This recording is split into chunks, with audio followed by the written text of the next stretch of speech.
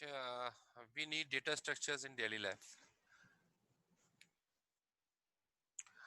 ठीक है, तो sorry, we need structures in daily life. Course का नाम क्या है? Data structures. ठीक है, तो डेटा स्ट्रक्चर का मतलब क्या है? ज़ाहिर है डेटा को स्ट्रक्चर करना। और डेटा तो आपको पता ही है, कोई भी फैक्ट्स और फिगर्स को हम डेटा कहते हैं। कोई भी नंबर हो, टेक्स्ट हो, बल्कि आजकल डेटा की टर्म बहुत ज़्यादा एडवांस हो गई है। डेटा सिर्फ जो है टेक्स्ट और फिगर्स नहीं है, बल्कि टेक्स्ट डेटा जो है, किसी वॉइस को भी हम डेटा कहते हैं, वीडियो को भी हम डेटा कहते हैं। ठीक है ना, कोई इमेज है, एनिमेशन है, वो भी डेटा है। तो सारे डेटा कहलाएंगे। ठीक है, तो डेटा स्ट्रक्चर का मतलब यही है कि ज़ाहिर है उन सबको जो है हम डेटा को हम स्ट्रक्चर कर रहे हैं। और अगर हम डेली लाइफ से कंपेयर करें, डेली लाइफ के अंदर जो है हमें स्ट्रक्चर्स स्ट्रक्चर्स चाहिए होते हैं। जैसे अगर आप क्लासरूम बनाने जा रहे हैं ना, हम रियल लाइफ की बात कर रहे हैं, अगर हम क्लासरूम की बात कर रहे हैं, क्लास में कंडक्ट करनी है, क्लासेस कंडक्ट करनी है, तो हमें क्लासेस कंडक्ट करने के लिए क्या चाहिए? क्लासरूम चाहिए। तो क्लासरूम के जरिए से हम क्लासेस जो है, क्लासरूम का हमें स्ट्रक्चर खड़ा करना होगा। एक कमरा बनाना होगा, ज़ाहिर है उसमें फिर सीटिंग अरेंजमेंट और उसमें वाइट बोर्ड और फिर मल्टीमीडिया वगैरह जो भी हमने अरेंजमेंट किए हैं, तो हमें एक पूरा स्ट्रक्चर बनाना पड़ेगा। फिर उसके अंदर हम क्लासेस कंडक्ट करवा सकते हैं। ठीक है, तो इस तरह से क्लासरूम के लिए क्लासेस जो है ना, क्लास का स्ट्रक्चर है, क्लासरूम का स्ट्रक्चर है क्लासेस कंडक्ट करने के लिए। इस तरह से प्ले ग्राउंड स्ट्रक्चर है। जो क्रिकेट, अगर क्रिकेट का क्रिकेट मैच प्ले करना है, तो क्रिकेट मैच प्ले करने के लिए प्ले ग्राउंड का स्ट्रक्चर है। तो आप जो है वो प्ले ग्राउंड, ज़ाहिर है एक पूरा ग्राउंड हो, उसको आप बनाएंगे और उसके हिसाब से जो है फिर उसके अंदर क्रिकेट मैच हो सकेगा। तो पहले उसका स्ट्रक्चर आपको खड़ा करना होगा, ताकि ज़ाहिर है वो क्रिकेट मैच हो सके। इस तरह मैंने एग्जांपल यहाँ पर लिख दी मस्जिद की। अगर नमाज पढ़नी है, ठीक है, नमाज पढ़नी है, तो आपको मस्जिद का स्ट्रक्चर बनाना होगा, ऐसी जगह पर जहाँ पर जो है किबला रुख देख के और उस तरह से।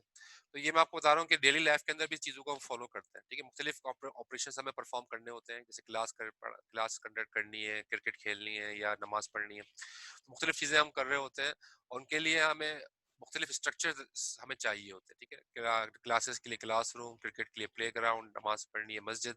तो हमें उसके लिए मुख्तलिफ स्ट्रक्चर्स चाहिए होते हैं, जहाँ पर हम ऑपरेशन को कन्वीनियंटली परफॉर्म कर सकें।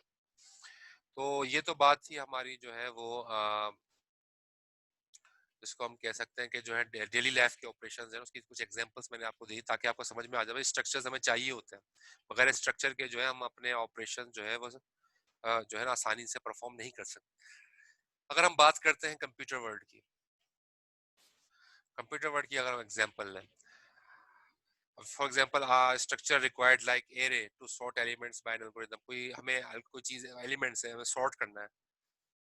तो हमें एलिमेंट्स को सॉर्ट करने के लिए उसको एलिमेंट्स को कहीं रखना होगा ना, उस रखने के लिए हमें स्ट्रक्चर चाहिए। उस स्ट्रक्चर को हमने कह दिया, उसका फॉर एग्जांपल एक एरे, हम एक स्ट्रक्चर बनाएंगे जिसके अंदर हम एलिमेंट्स को रखेंगे, नंबर्स को रखेंगे, और वहां पर जाके हम कोई एल्गोरिथम अप्लाई करेंगे सॉर्टिंग का, जैसे बबल सॉर्ट है, सिलेक्शन सॉर्ट है, इंसर्शन सॉर्ट है, क्विक सॉर्ट है, बहुत सारे एल्गोरिथम्स हैं। तो कोई भी एल्गोरिथम हम जो है परफॉर्म अप्लाई करेंगे उस स्ट्रक्चर के ऊपर, और जो है वो सॉर्टिंग अप्लाई हो जाएगी। जैसे यहाँ पर लिखा है structure required like link list for memory management. अगर मेमोरी मैनेजमेंट करनी है, ऑपरेटिंग सिस्टम के हवाले से बात कर रहे हैं, फोल्डर्स हैं, ऑपरेटिंग सिस्टम, ये विंडोज है ना, विंडोज में आप फोल्डर्स बनाते भी हो, फाइल्स बनाते हो, डिलीट करते हो, फोल्डर्स बनाते हो, और मतलब सारी चीजें कर रहे होते हो, चीजों को एक्सेस कर रहे हो, तो वो सारे के सारे मेमोरी मैनेजमेंट उसमें इन्वॉल्व होती है बैक एंड पे। तो उसके लिए हमें उसके लिए भी कोई स्ट्रक्चर चाहिए जो मेमोरी मैनेजमेंट को सपोर्ट कर सके। तो वो हम फॉर एग्जांपल लिंक लिस्ट है, जो कि बेहतरीन है मेमोरी मैनेजमेंट के हवाले से। तो ये आपको मैंने यहाँ पर रिलेट कर दिया कि जिस तरीके से हमें फिजिकल वर्ल्ड के अंदर स्ट्रक्चर्स रिक्वायर्ड होते हैं, उसी तरीके से कंप्यूटर वर्ल्ड के अंदर भी जो है ना हमें स्ट्रक्चर्स रिक्वायर्ड होते हैं। हमें कोई भी ऑपरेशन परफॉर्म करना होता है, उसके लिए हमें उसका पहले स्ट्रक्चर बनाना पड़ेगा, ताकि हम उसमें ऑपरेशन परफॉर्म कर सकें। ठीक है, तो ये एक थोड़ा सा मैंने रिलेट कर दिया ताकि आपको समझ में आ जाए। बाद लोग कंफ्यूज होते हैं कि डेटा स्ट्रक्चर क्या है और एल्गोरिदम क्या है। एल्गोरिदम अलग चीज़ है, डेटा स्ट्रक्चर अलग चीज़ है। डेटा स्ट्रक्चर वो जगह है जहाँ पर आप एलिमेंट्स को रखोगे। ठीक है, और एल्गोरिदम के जरिए जो है, एल्गोरिदम वो प्रोग्राम होता है जो कि वो सॉर्टिंग करनी है, सर्चिंग करनी, जो भी करना है वो प्रोग्राम के जरिए होगा। लेकिन जहाँ पर आप वैल्यूज को रखोगे, वो किसी स्ट्रक्चर में रखोगे। ठीक है, वो किसी स्ट्रक्चर में रखोगे। जैसे क्लास के अंदर क्या पढ़ाया जाएगा वो तो क्लास की वो अलग बात है, लेकिन जहाँ क्लास कंडक्ट होगी वो क्लासरूम है। इस तरह डेटा स्ट्रक्चर जहाँ पर एलिमेंट्स को रखवाया जाएगा, अब उस एलिमेंट्स को रखवाने के बाद करना क्या है, वो एल्गोरिथम का काम है कि करना क्या है उसमें। ठीक है, तो ये अलग अलग चीज़ है, डेटा स्ट्रक्चर अलग चीज़ है, एल्गोरिथम अलग चीज़ है। तो हमें दोनों चीज़ें चाहिए, हम इस कोर्स का अंदर हम डेटा स्ट्रक्चर्स भी पढ़ेंगे, एल्गोरिथम्स भी पढ़ेंगे, कि मुख्तलिफ डेटा स्ट्रक्चर्स के अंदर मुख्तलिफ एल्गोरिथम्स को ज़रिए से हम कोई भी ऑपरेशन परफॉर्म करके हम प्रॉब्लम्स को सॉल्व करेंगे, ताकि हमें ये हमारे अंदर ये कैपेबिलिटी आ जाए कि कौन से ऑपरेशन के लिए कौन सा डेटा स्ट्रक्चर जो है वो होना चाहिए। जैसे यहाँ पर मैंने एग्जांपल लिखी है यहाँ देखिएगा, ये जो एग्जांपल यहाँ पर ब्लू कलर के अंदर, just like a car mechanic needs the right tool for fix a car and make it run properly. ठीक है, तो कार मैकेनिक जो होता है वो उसके पास टूल्स होते हैं, जो है कार को सही करने के लिए जो उसके पास टूल्स होते हैं, तो उन टूल्स के जरिए से जो है वो कार को जो है वो सही कर सकता है। तो अगर उसके पास सही सही टूल्स मौजूद हैं, उसके पास अगर सही टूल्स मौजूद हैं, तो जाहिर है वो उसको प्रॉपरली जो है कार को जो है मैकेनिक सही तरीके से कर सकता है, कार के टूल सही करने के टूल्स अगर उसके पास मौजूद है। ठीक है ना। तो इंटरव्यू में आप जॉब के लिए जब जाएंगे, आप देखिएगा जगह जगह पे जहाँ पर भी आप अप्लाई करें, चाहे वो इंटरव्यू हो चाहे टेस्ट हो, वहाँ पर आपको जो है ना वो डेटा स्ट्रक्चर्स के सवाल जरूर मिलेंगे, इस कोर्स के सवाल आपको जरूर मिलेंगे, चाहे आप किसी इंटरव्यू में इंटरव्यू दे मतलब कहीं भी इंटरव्यू दे रहे हो या टेस्ट दे रहे हो जॉब के लिए, वहाँ पर आपको ये जरूर डेटा स्ट्रक्चर के सवाल जो है ना वो आपसे पूछे जाएंगे। उसकी वजह यही है कि ये सारे डेटा स्ट्रक्चर एक्चुअली ये सारे टूल्स हैं, वो बेसिक टूल्स हैं जिसके जरिए से जो है प्रोग्रामर जो है किसी भी प्रॉब्लम को सॉल्व करता है। तो जब तो टूल्स की अगर आपको नॉलेज नहीं है तो जाहिर है वो आप प्रॉब्लम सॉल्व नहीं कर सकोगे। तो इसलिए ये जो है ना आप समझे एक तरह से एक बेसिक चीज़ है प्रोग्रामर्स के लिए, इन टूल्स को उसको राइट टूल्स का जो है इसको पता हो कि भाई किस तरीके से कौन सा प्रॉब्लम सॉल्व होगा।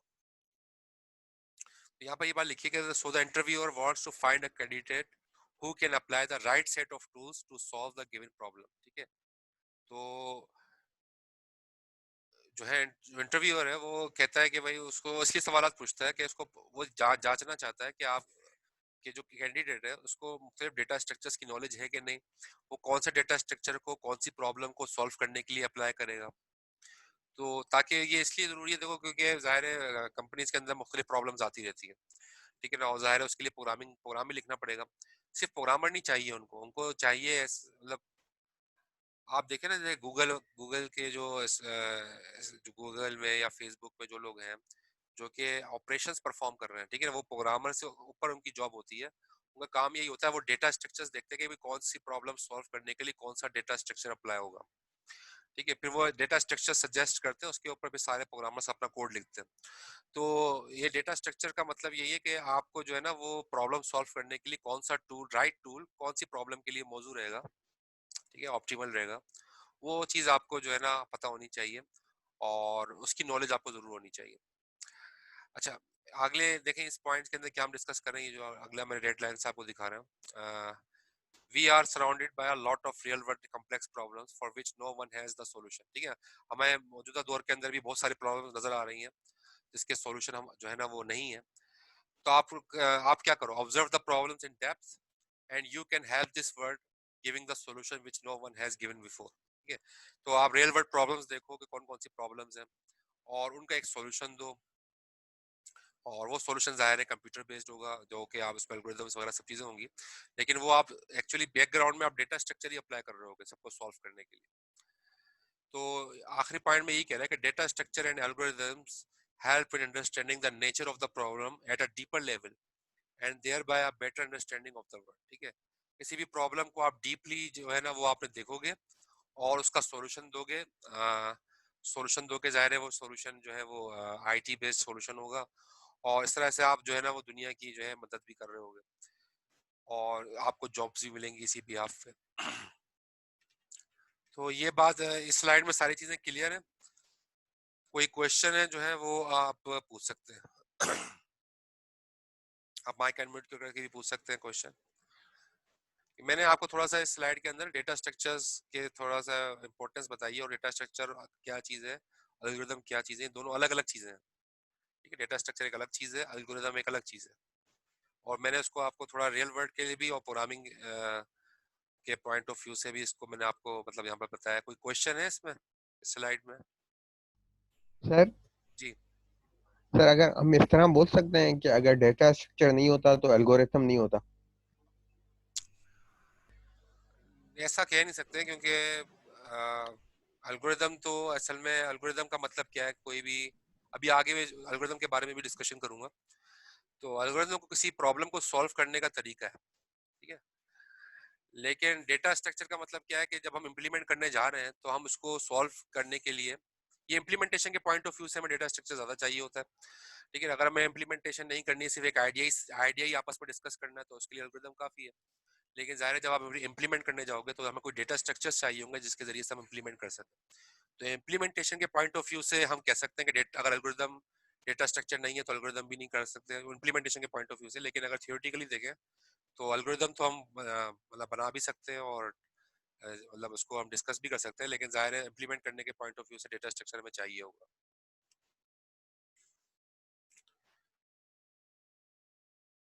और कोई क्वेश्चन?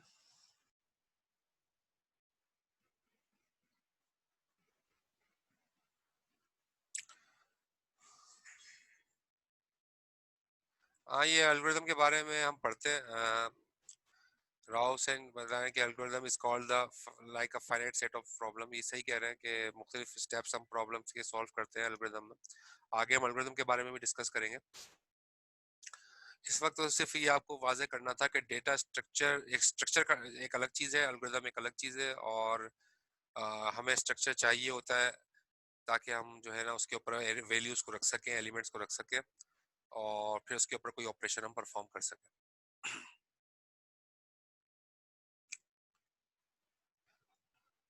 अच्छा जी, अब हम अगले सवाल पे आते हैं, व्हाट इज डेटा स्ट्रक्चर?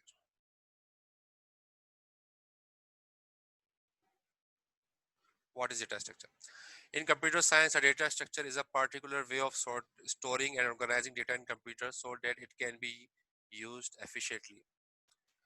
ठीक है, तो ज्यादातर हम स्टोर कर रहे होते हैं, यहाँ पर लफ्ज क्या किया, storing and organising data. Data को स्टोर करना है, डेटा को कहीं रखना है, स्टोर करना है, डेटा को ऑर्गेनाइज करना है कंप्यूटर के अंदर।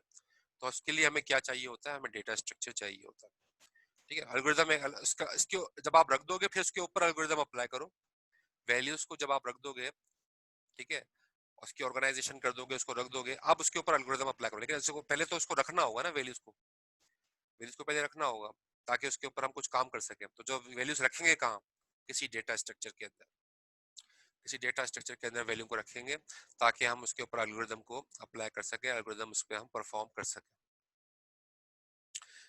जैसे मैंने आपसे अभी आगे मैं बताता हूँ इसके बारे में। फॉर एग्जांपल मैं आपसे कहूँ एरे सॉर्ट करना है, किसी एरे को सॉर्ट करना है, तो पहले तो उस एरे की वैल्यूज को रखोगे ना, कहीं कहीं रखोगे उस एरे को। तो अगर वो रखने के लिए क्या एरे बनाना पड़ेगा, एरे बनाओगे, वैल्यूज को रखवाओगे, ये आपने स्ट्रक्चर बनाया।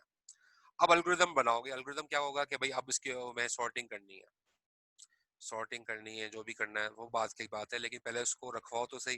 तो डेटा स्ट्रक्चर यही चीज है कि आप वैल्यू को स्टोर करवा रहे होते हो, ठीक है, स्टोर करा रहे होते हो, वैल्यूज को रखवा रहे होते हो, और उसको डेटा को ऑर्गेनाइज कर रहे होते हो कि भाई रखवा के ऑर्गेनाइज करके ताकि उसके ऊपर कोई भी ऑपरेशन जो है वो परफॉर्म किया जा सके।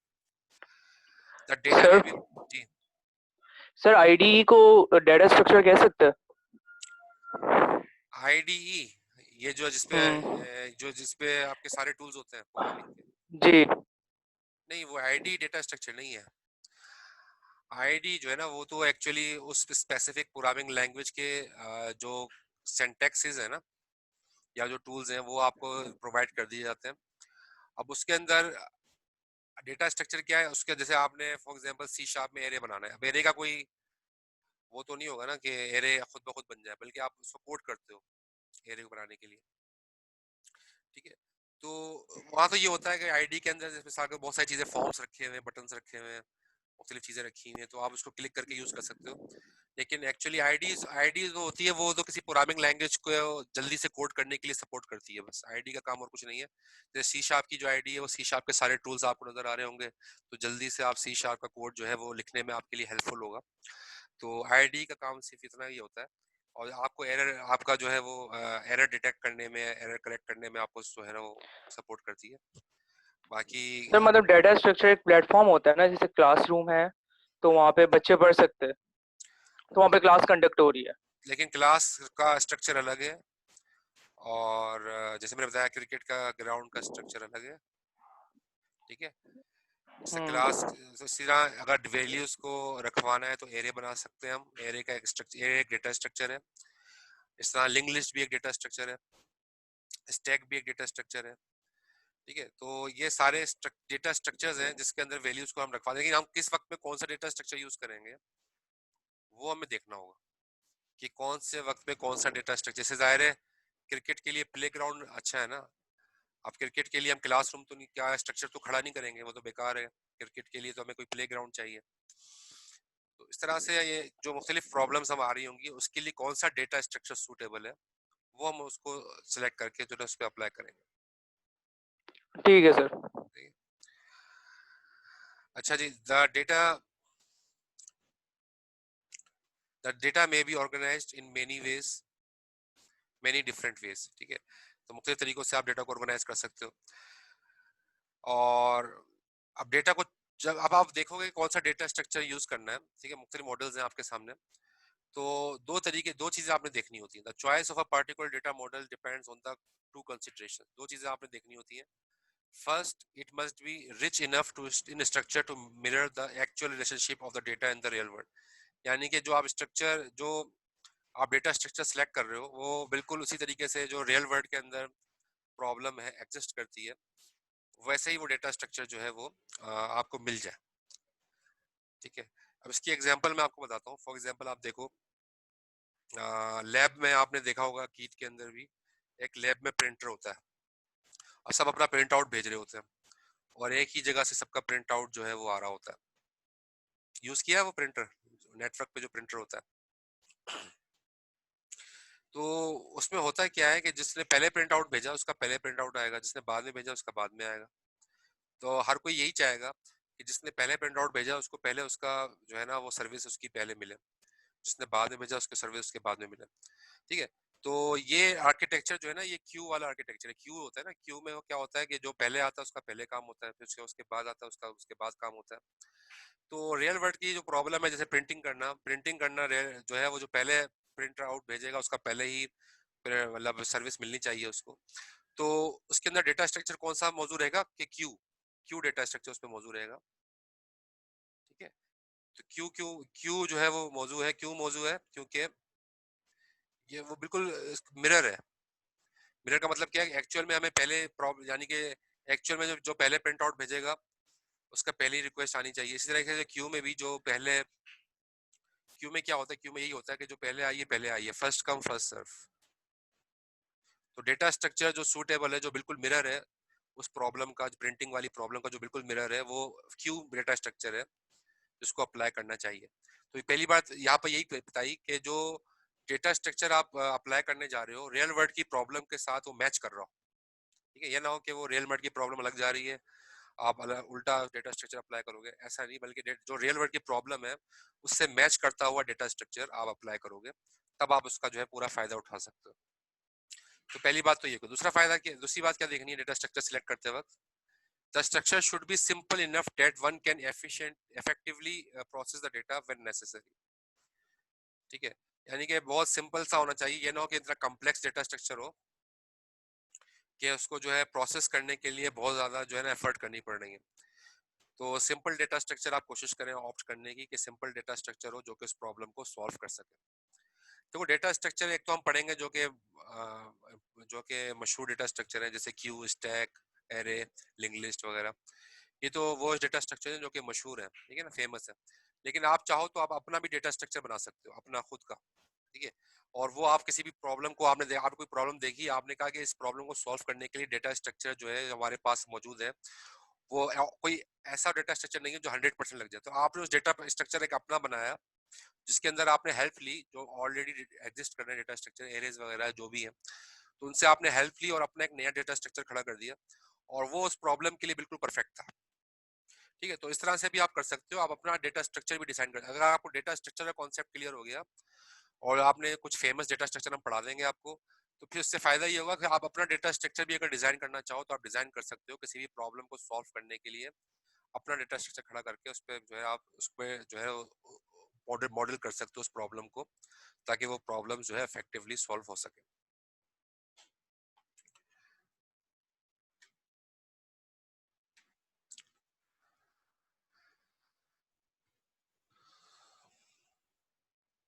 अच्छा, यहाँ देखें, different kinds of data structures are suited to different kinds of applications and some are highly specialised to specific task. ठीक है, अलग अलग डेटा स्ट्रक्चर अलग अलग एप्लीकेशंस के लिए मौजूद है।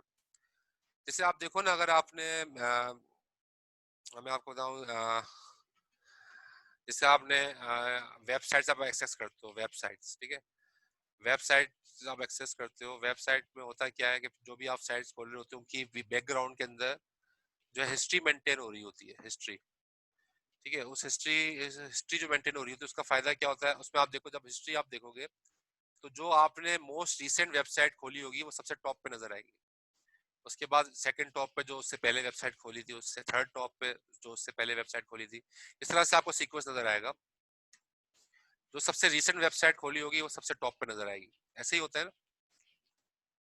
तो मोस्ट रिसेंट जो होता है वो सबसे टॉप पे नजर आ रहा है। अब इसमें डेटा स्ट्रक्चर अलग है। इसके में डेटा स्ट्रक्चर क्या चाहिए कि जो सबसे आखिर में आया है वो सबसे पहले नजर आए। जो सबसे आखिर में आया है, यानी कि जो वेबसाइट सबसे आखिर में जो विजिट की है वो सबसे पहले दिखनी चाहिए। अब इसमें डेटा स्ट्रक्चर कौन सा लगेगा? इसके अंदर लगेगा लीफो। लीफो का मतलब क्या होता है? Last in first out. जो आखिर में आएगा, आखिर में कौन सा आपने एक्सेस किया, ये वेबसाइट, उसको आप जो आखिर में आया, last in first out, last in first out. ठीक है, यानी कि सर जो ये तो वेब, लीफो तो हम लोगों ने एफए में पढ़ा था। जी लीफो एफए में पढ़ा था। और फीफो ये वही वाला तो नहीं है? हाँ, ये वही है। लीफो का मतलब ये बहुत फेमस डेटा स्ट्रक्चर है। अच्छा। स्टैक कहते हैं ना हम इससे, स्टैक, हम्म। स्टैक कहते हैं हम इससे। ठीक है, तो ये फेमस डेटा स्ट्रक्चर है। और इस डेटा स्ट्रक्चर का मतलब जो है वो काम ही यही है कि ये डेटा स्ट्रक्चर जो है ना वो आपको ये फैसिलिटी प्रोवाइड करेगा, जो जो मोस्ट रिसेंट होगा ना, जो मोस्ट रिसेंट होगा वो सबसे पहले जो है आपके पास एक्सेसिबल होगा। जो मोस्ट रिसेंट होगा सबसे पहले एक्सेसिबल।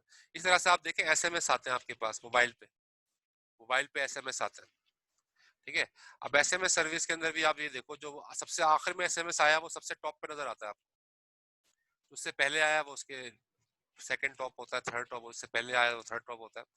तो इसमें भी लीफो ही डेटा स्ट्रक्चर लग रहा है, यहाँ भी लीफो डेटा स्ट्रक्चर लग रहा है, यहाँ भी लीफो डेटा स्ट्रक्चर लग रहा है। ठीक है, जो सबसे लास्ट आया है सबसे पहले जो एक्सेस किया जाएगा। लेकिन जैसे अभी थोड़ी देर पहले एग्जांपल दी प्रिंटिंग की, आपने प्रिंट आउट भेजा और लैब के अंदर ये प्रिंटर लगा हुआ है, सॉरी, ठीक है, लैब के अंदर ये प्रिंटर लगा हुआ है। तो जब लैब के अंदर ये प्रिंटर लगा है, एक ही प्रिंटर है, और इस प्रिंटर के ऊपर जो है लैब के, ये लैब के साथ कनेक्टेड है, और इस लैब के अंदर बहुत सारे यूजर्स हैं, बहुत सारे कंप्यूटर्स रखे हुए हैं जो कि सारे कनेक्टेड हैं इस प्रिंटर के साथ। और हर कोई जो है इसी प्रिंटर के ऊपर अपनी रिक्वेस्ट भेज रहा है, हर कोई। तो जाहिर है सबका होगा क्या, जब सबकी रिक्वेस्ट इस प्रिंटर की तरफ आएगी इस लैब से, तो जो उसकी पहले आई होगी रिक्वेस्ट उसको पहले प्रिंट आउट देगा, जिसकी बाद में आई होगी उसको बाद को देगा। उसको हम कहेंगे फर्स्ट कम फर्स्ट सर्व। ठीक है, फर्स्ट कम फर्स्ट सर्व भी कहते हैं, और या फर्स्ट इन फर्स्ट आउट भी कहते हैं, फीफो। फीफो, ये फीफो मैकेनिज्म है जो कि क्यू डेटा स्ट्रक्चर के अंदर जो है वो एप्लीकेबल होता है। हम इसको बहुत डिटेल में पढ़ेंगे, क्यू कैसे इम्प्लीमेंट होती है। ठीक है, वैसे तो क्यू बजाते खुद जो है ना एक सब्जेक्ट है। आपने शायद सब्जेक्ट का नाम सुना हो, क्यूइंग थ्योरी। क्यूइंग थ्योरी एक सब्जेक्ट है जिसके अंदर सिर्फ क्यू के बारे में पढ़ाया जाता है। लेकिन हम इस कोर्स के अंदर जाहिर है इतना जरूर पढ़ लेंगे क्यू के बेसिक ऑपरेशंस कौन कौन से होते हैं और कैसे जो है क्यू जो है अप्लाई होती है, उसके बारे में हम जो है यहाँ पर चीजें देखेंगे। ठीक है, तो इसलिए जो है ना वो ये चीजें जो है हम आपको देखनी होंगी। अब आपको फर्क समझ में आ गया होगा कि डेटा स्ट्रक्चर की जो है ना वो देखना होगा कि भाई कौन सी प्रॉब्लम है, जहां पर हमें वैल्यू आखिर में चाहिए वो हमें डेटा स्ट्रक्चर सूटेबल है स्टैक, जहां जस्ट पहले आइए पहले पाइए वाला काम करना है, फर्स्ट कम फर्स्ट सर्व। तो वहां पर डेटा स्ट्रक्चर कौन सा मौजूद है, क्यू। तो रियल लाइफ में जो असल प्रॉब्लम है ना, उससे मैच करता हुआ डेटा स्ट्रक्चर, उससे मैच करता हुआ डेटा स्ट्रक्चर जो है वो आपने पिक करना होगा, तब आप उससे जो है वो 100% जो है वो उसकी एफिशिएंसी जो है यूटिलाइज कर सकते हो। तो यहाँ पर मैंने यही इसके एक्सप्लेनेशन में ये बात कही थी कि different kind of data structure are suited for different kind of application. ठीक है, जहाँ पर पहले पे आइए तो वहाँ पर क्यू अच्छा है, जहाँ पर सबसे आखिरी डेटा स्ट्रक्चर जो सबसे आखिर में वैल्यू एक्सेस कही है वो टॉप पे होनी चाहिए, वहाँ पर आपका स्टैक अच्छा है। तो इसलिए आपने देखना होगा कौन सा डेटा स्ट्रक्चर कहाँ पर जो है वो एप्लीकेबल है। अब यहाँ पे एग्जांपल एक और दी हुई है, फॉर एग्जांपल बी ट्रीज एक और डेटा स्ट्रक्चर हम पढ़ेंगे इस कोर्स में। B trees are particularly well suited for implementation of databases. ठीक है, अगर आपको डेटाबेसेस की इम्प्लीमेंटेशन करनी है, डेटाबेस बनाना, डेटाबेसेस की इम्प्लीमेंटेशन के लिए जो है जो डेटा स्ट्रक्चर सूटेबल है वो बी ट्रीज है। तो ये डेटा स्ट्रक्चर कैसे काम करता है इसको बाद में देखेंगे, लेकिन यहाँ पर सिर्फ इसके एग्जांपल आपको बताइए कि डेटाबेसेस पे अगर काम करना है तो बी ट्रीज से सूटेबल डेटा स्ट्रक्चर है। लेकिन अगर हमें कंपाइलर बनाना है, कंपाइलर की इम्प्लीमेंटेशन करनी है, ठीक है, तो उसके लिए जो है वो हैश टेबल जो डेटा स्ट्रक्चर है, ये भी हम पढ़ेंगे, हैश टेबल्स का डेटा स्ट्रक्चर है वो सूटेबल है अगर हमें कंपाइलर डिजाइन करना है। ठीक है, कंपाइलर तो आपको आइडिया होगा ना, कंपाइलर कैसे कहते हैं, सी शार्प के पीछे कंपाइलर लगा होता है। जब आप सी शार्प का कोड कंपाइल करते हो तो कंपाइलर जो है कंपाइलेशन करके उसका जो है वो कोड को जो है रनिंग कंडीशन में ले आता है, एरर वगैरह देख लेता है, सब चीजें देख लेता है। बल्कि इस बारे में आप पूरा कोर्स पढ़ोगे आगे जाके कंपाइलर कंस्ट्रक्शन के नाम से, आप अपना कंपाइलर खुद बनाओगे। वो आप कोर्स है आगे जाके आएगा, एडवांस कोर्स है ये, आपके बीएस प्रोग्राम में ही है। लेकिन उससे पहले सारे डेटा स्ट्रक्चर्स वगैरह आपने पढ़ी हुई होगी, तब आप इस कोर्स पे जो है ना जाके सही तरीके से काम कर सकते हैं। एडवांस कोर्स है, या आखिरी सेमेस्टर्स के अंदर तकरीबन आता है, 5वें के बाद ही छठे छठे सेमेस्टर या 7वें सेमेस्टर में आपको मिलेगा।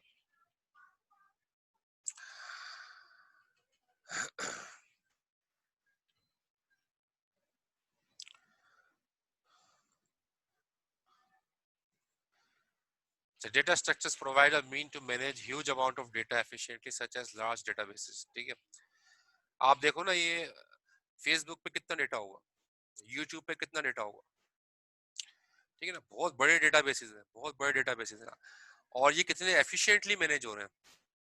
यानी कि जब आप अपने अकाउंट से लॉगिन करते हो फेसबुक पे, कभी ऐसा नहीं होता कि वो आपको कहे कभी आपका डेटा रिकॉर्ड नहीं मिल रहा, आपकी फाइल नहीं मिल रही, कभी ऐसा नहीं होता।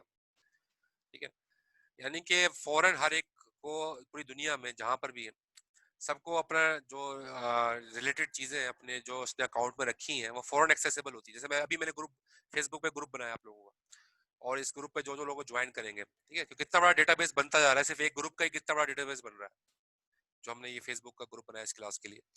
तो बहुत बड़े बड़े डेटाबेसेस जो है वो उनकी मैनिपुलेशन होती है, और जाहिर है उसके ऊपर डेटा स्ट्रक्चर ही लग रहा होता है बैकग्राउंड में, कि एफिशिएंट डेटा स्ट्रक्चर होगा तो फिर वो क्विकली एक्सेस होगा, वरना फिर अगर हमने कोई ऐसा सिंपल सा डेटा स्ट्रक्चर लगा देते हैं फेसबुक जैसी एप्लीकेशन पे, तो होगा जाहिर है क्या, फिर बहुत ज़्यादा आसानी नहीं होती बल्कि प्रॉब्लम होती है, लोग यूज़ ही नहीं करते, उनको उनकी चीज़ें नहीं मिल रही होती बर वक्त। लेकिन ऐसा नहीं हो रहा, बल्कि ये एक बहुत सूटेबल, एक बहुत अच्छा डेटा स्ट्रक्चर जो है बैकएंड के ऊपर चल रहा है फेसबुक की एप्लीकेशन पे। इस तरह गूगल के पास देखो, गूगल के पास कितना डेटा होगा और उसका कितना बड़ा डेटाबेस होगा। ठीक है, तो कहने का मकसद ये है कि डेटा स्ट्रक्चर जो है ना वो बहुत ज़्यादा जो है ना अहमियत रखता है, और बड़ी बड़ी एप्लीकेशंस के अंदर मुख्तलिफ डेटा स्ट्रक्चर जो है वो लगाए जाते हैं ताकि एफिशिएंटली उस एप्लीकेशन को चलाया जा सके। तो data structures are generally based on the ability of a computer to fetch and store data at any place in its memory specific by an address। ठीक है, तो मेमोरी के अंदर डेटा मतलब जाहिर है काम तो रैम में ही हो रहा होता है। ठीक है ना, आपको ये बात पता है रैम का काम क्या है, what is the function of RAM. RAM जो है वो रैम का जो है वो बेसिक काम है क्या। यहाँ पर लिखा है रीड करना, यानी कि मैं आपसे ये सवाल ही कर रहा हूँ कि एक्सेस मेमोरी, मैं कह रहा हूँ अगर बगैर रैम के सर रैम का यही होता है, मतलब कि जो रीड एंड राइट होती है, तो जो आप राइट करते हैं वो जितना डेटा होल्ड कर सकते हैं मैं एक और इस सवाल कर वक्त रहा हूँ पे। कि फॉर एग्जांपल, हाँ हाँ फॉर एग्जांपल मैं को सवाल कर रहा हूँ कि क्या रैम के बगैर कोई भी मतलब हम काम कर सकते हैं कंप्यूटर पे। रैम के बगैर जी। नहीं सर। तो ऐसा कौन सा बेसिक ऑपरेशन है जो रैम के बगैर हमारा कंप्यूटर बेकार हो रहा है? सर राइट मेमोरी है इसलिए। सर रीड भी नहीं कर पाएगा, कंप्यूटर चलेगा। स्टोर भी करता है हार्ड डिस्क सर। तो है ना, स्टोर करने के लिए हार्ड डिस्क है। तो अगर हम रैम नहीं लगाएं, हार्ड डिस्क में सब स्टोर हुआ कुछ हुआ भी है। करनी है जी। टेम्पररी। सर हार्ड ड्राइव लेकिन हार्ड ड्राइव में टेम्पररी भी रखवा सकते हो। हम्म। तो रैम की क्या जरूरत है? रैम को हटा देते हैं, खर्चा भी करें खामा कहीं 2000 की 4000 की रैम खरीद लगाएं, बगैर रैम के हमारे पास हार्ड डिस्क नहीं तो वो होगा। सर फास्ट कैश मेमोरी होती है, हार्ड ड्राइव इतनी स्लो होती है, जाहिर सी बात है, इसकी जरूरत है। एक होता है स्लो और एक फास्ट। एक होता है कि सर रैम के बिना कोई प्रोग्राम फाइल रन नहीं करेगी ना। जी रैम के बिना कोई प्रोग्राम फाइल रन भी नहीं करेगी। हाँ, वही तो मैं कह रहा हूँ, प्रोग्राम फाइल रन क्यों नहीं करेगी? ऐसा कौन सा काम है जो रैम कर रही है कि उसके बगैर कोई काम ही नहीं हो सकता? इसको देखो, समझाने के लिए मैं आपको ये बताता हूँ, क्योंकि काफी स्टूडेंट्स को ये चीज क्लियर होती नहीं है, रैम का फंक्शन क्लियर नहीं होता। सर ठीक है रैम सर डेटा बताएं। को फ्लो करता है। हाँ, मैं आप देखो ये डायग्राम बना के समझा रहा हूँ, ये बात देखें, क्लियर हो जाएगा इंशाल्लाह कि रैम क्यों जरूरी है। देखो ये एक तो हो गई रैम, ठीक है, ये रैम हो गई। ये हो गई हार्ड डिस्क,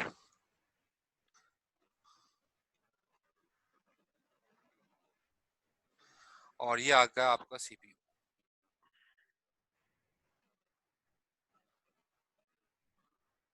अब सीपीयू जो है ना, सीपीयू डायरेक्ट कम्युनिकेशन किससे करता है?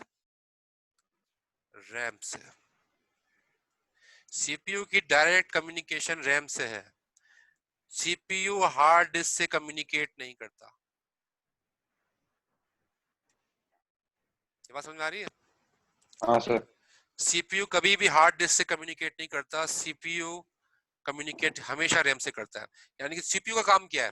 प्रोसेसर का, सीपीयू मतलब प्रोसेसर, प्रोसेसर रन ही वो काम, प्रोसेसर का काम क्या है? प्रोग्राम्स को रन करना, प्रोग्राम्स को रन करना, ये प्रोसेसर का काम है।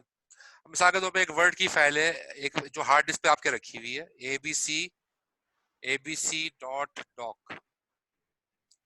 abc.doc, ये डॉक्यूमेंट फाइल है, वर्ड की फाइल है, जो कि आपकी हार्ड डिस्क पे रखी हुई है।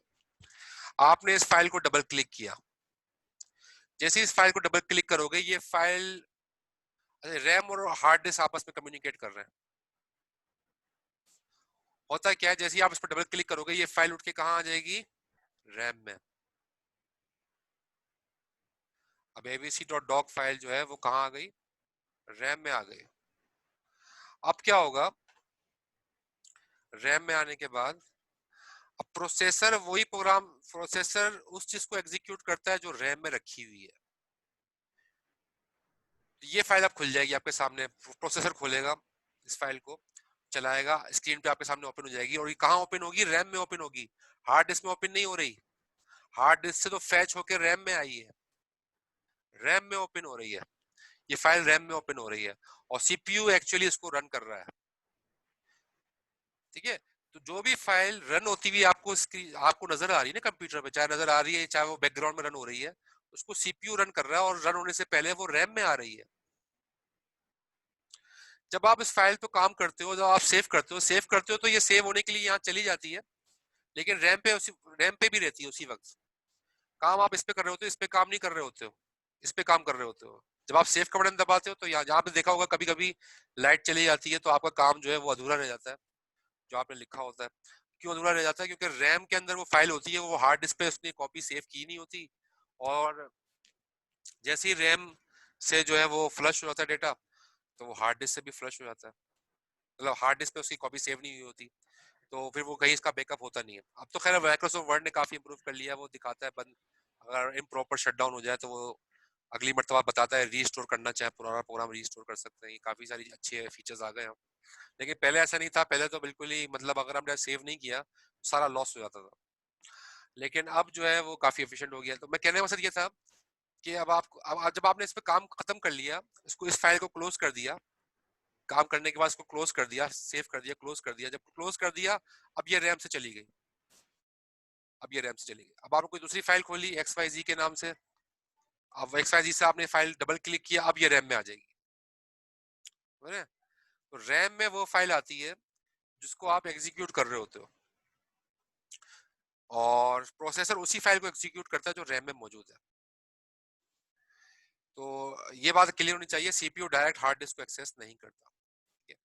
तो कोई भी फाइल, आपका डेटा स्ट्रक्चर जो भी आप वजह बनाओगे, क्या है, क्यों नहीं कर पाता? जी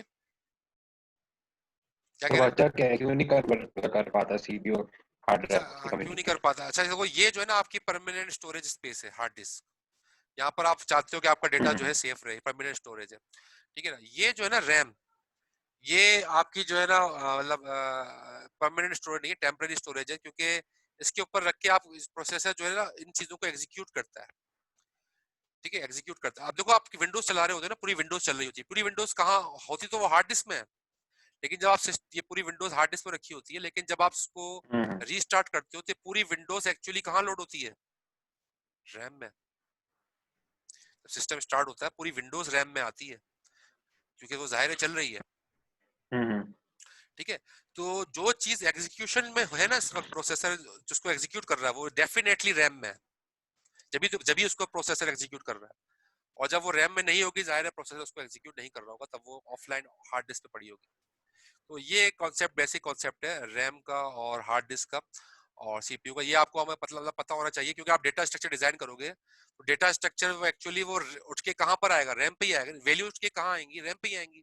कोई भी एरे है, एरे की वैल्यूज जो है वो रैम पे ही आएंगी ना। तो रैम के अंदर ही आप डेटा स्ट्रक्चर यूज करोगे कि रैम के अंदर वैल्यू स्टोर कैसे हो, रैम के अंदर वैल्यू स्टोर कैसे हो, ठीक है, ताकि जो है वो उसको यूटिलाइज किया जा सके। तो मेरे ख्याल में क्लियर हो गया होगा कॉन्सेप्ट आपको कि रैम का बेसिक काम क्या है, और रैम के बगैर जो है कोई भी ऑपरेशन जाहिर है परफॉर्म क्यों नहीं हो सकता।